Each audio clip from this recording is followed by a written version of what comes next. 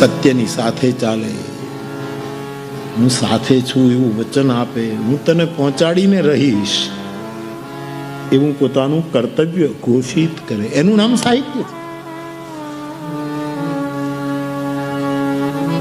એ છીછરું ન બને એવા મહાપુરુષ. કાગબાપુનું સાહિત્ય એટલે કેટલું કેવું કેવું સાહિત્ય, એમાં વિજ્ઞાન પણ, એમાં આત્મજ્ઞાન પણ, અને સાહિત્ય તો છે જ.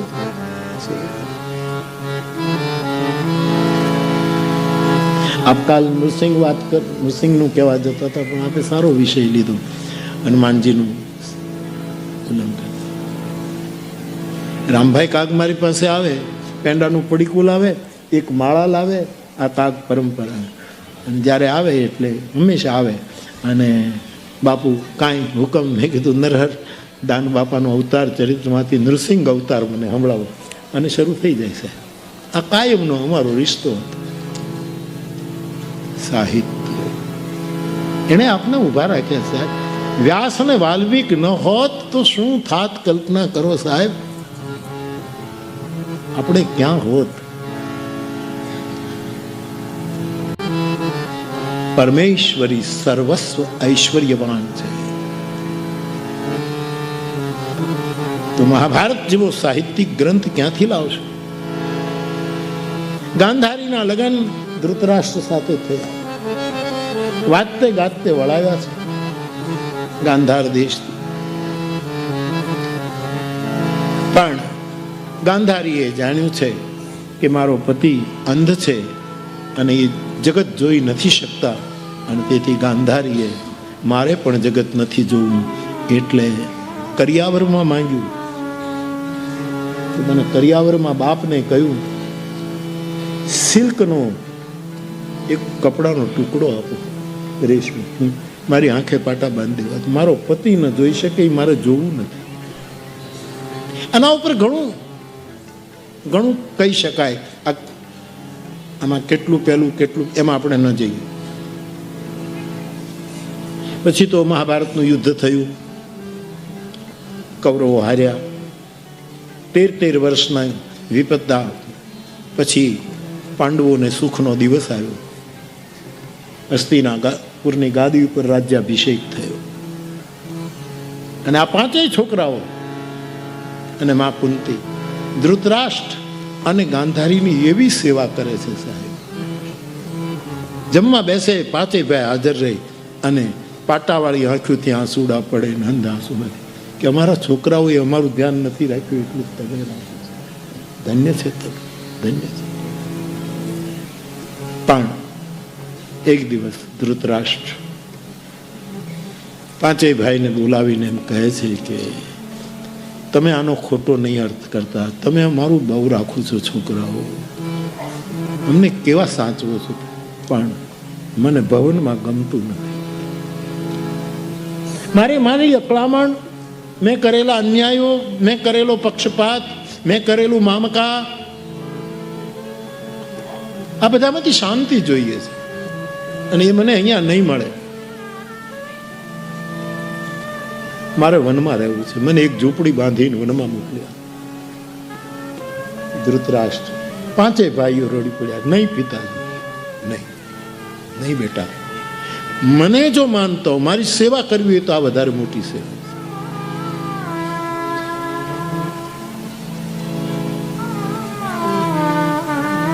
બહુ સમજાયું. ધૃતરાષ્ટ્રનો નિર્ણય અફર હતો, અને વનની વાટ પકડી છે. ફેસલા તો ગજબ કરે છે આવું કરવાનું. ભગત બાપુએ ફેસલો કાવ્ય લખ્યું છે. સિંહાસને ચડવા ગયા ત્યાં પગ હેઠ હિમાલય હતો, અને ગાંધારી અને બે નીકળ્યા. એ વખતે ધર્મ, અર્જુન, ભીમ, સહદેવ, નકુલ, દ્રૌપદી, બેટા મને પણ રજા આપો, હું અમારા વડીલોને એકલા ન જવા દઉં, હું પાંડુ પત્ની છું, આ એકલા રહે. આની સેવા. બેયને આંખો નથી, એકને આંખ નથી, બીજી પાટા બાંધ્યા છે. આની સેવા કોણ કરશે? માં તું પણ કે મારે એની સેવા કરવી જોઈએ. કુંતા જાણે છે કે આણે કેટલો અન્યાય કર્યો છે, અને કુંતાને પણ વિદાય આપવી પડી. બંનેની સાથે કુંતાજી ગયા.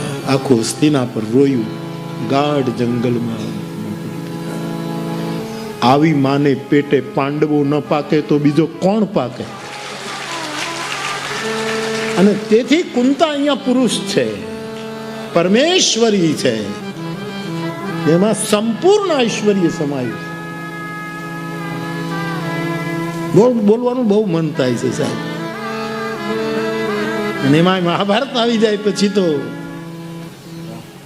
જેમ અર્જુન ના રથના ચોકડાને એની લગામને કૃષ્ણ થામતો તો એમ મને મારો થામવો પડે કે આ મારો રથ મને ક્યાં લઈ જશે. આ મારો રથ છે.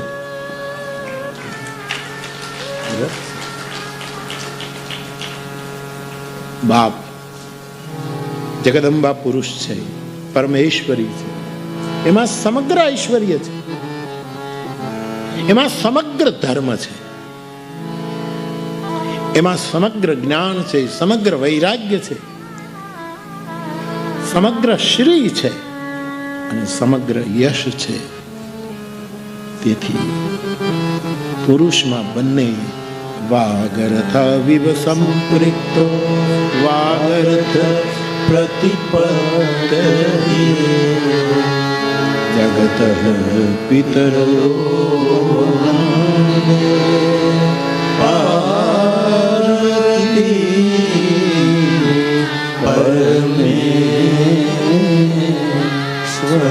અર્થરૂપી પુરુષને જીવવું હોય તો વાણી રૂપી સ્ત્રી હોવી જોઈએ, અને વાણી રૂપી સ્ત્રીને રહેવું હોય તો એનો કોઈક અર્થ હોવો જોઈએ.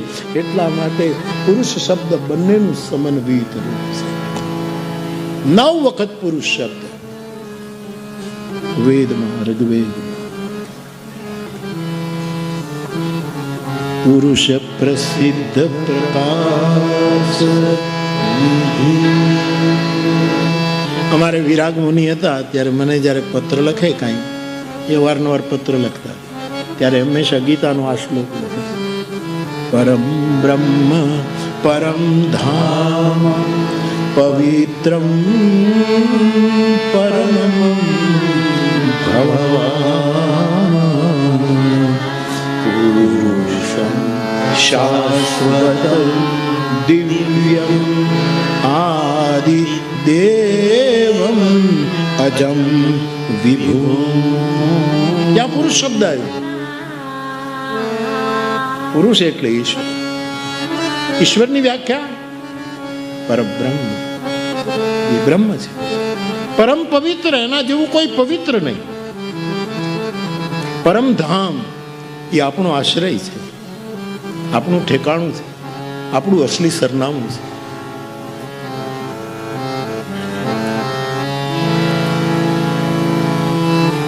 એ શાશ્વત પુરુષ છે, દિવ્ય પુરુષ છે, આદિ પુરુષ છે,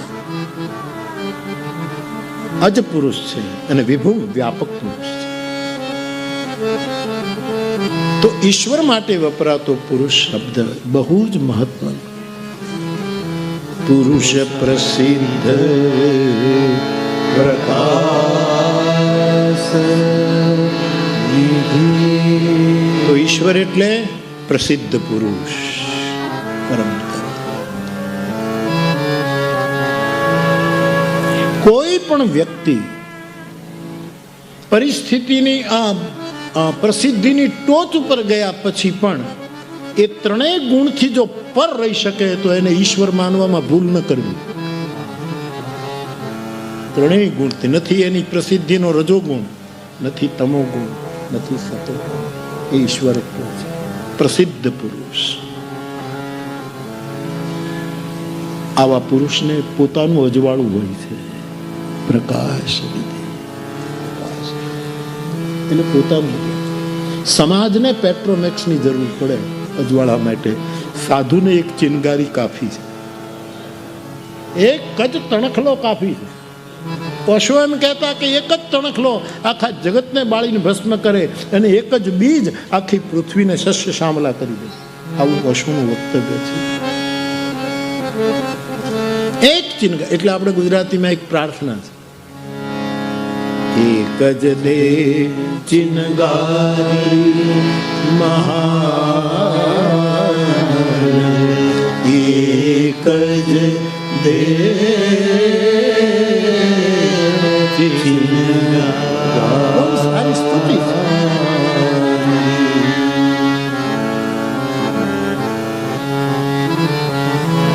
ચાંદો સળગ્યો, સૂરજ સળગ્યો અને સળગી આગ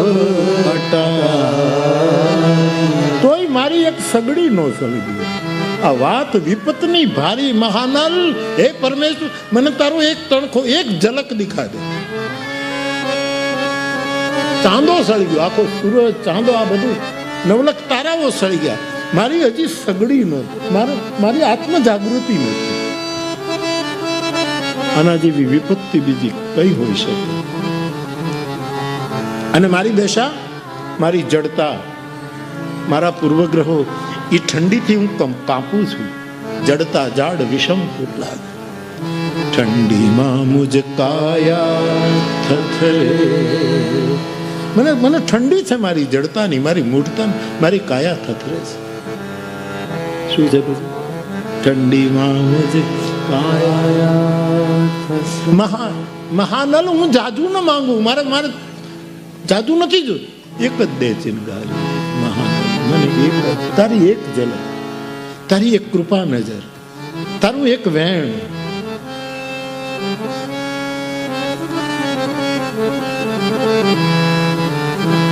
પુરુષ પ્રસિદ્ધ પ્રકાશ,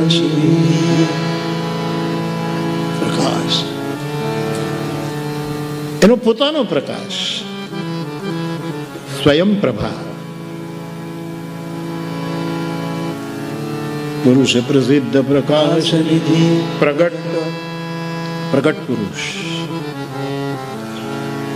એવો પુરુષ એ ઈશ્વર કે આ જગત દ્વારા આપણને દેખાય છે. આ એનું પ્રગટ સ્વરૂપ છે. આ વૃક્ષો, આ નદીઓ, આ પહાડો, આ સમુદ્ર, આ માણસો, આ આપણે બધા એ પરમાત્માનું રૂપ છે.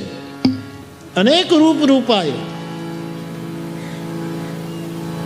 ઈશાવાસ્યમિદં સર્વં યત્ કિંચિત જગત્યાં જગત તેન ત્યક્તેન ભુંજીથા.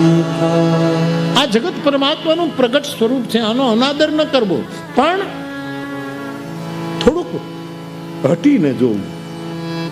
અસંગ શસ્ત્ર દૂર રહીને. મેં વચ્ચે કહ્યું કે થોડુંક દૂરી જરૂરી છે, તો તમે એન્જોય કરી શકશો. તેને ત્યક્તેન ભુંજીથાનો અર્થ તલગાજડાનો આ છે કે થોડુંક દૂર રહીને જોવું. ભોગવો પણ દૂર રહીને.